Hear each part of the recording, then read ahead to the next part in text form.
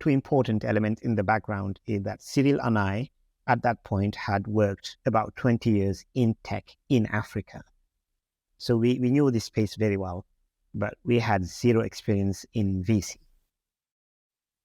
So that was one interesting challenge. And then, of course, we're raising for Africa early stage tech. And that was something not a lot of people were familiar with, to state it mildly. So there was a lot of education to do throughout this fundraising. One stat I love to give is between, the moment we started this and our first closing, we pitched 360 investors to achieve our first closing. Well, I feel like, again, about 25 of them, in the first closing was a very good conversion rate.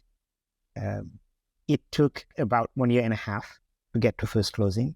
Again, this is just, might sound from other places, might sound long, but it was deemed in Africa back then really a record, a world-shattering record to do this in less than 2 years. We spent, again, a lot of time explaining the tech ecosystem in Africa, and which meant we had to collect a lot of data, build a lot of analysis just to bring people on board. And this put us in a position at the end of 2016, we looked at all of the data we had and all of the insights that sounded really surprising to a lot of people.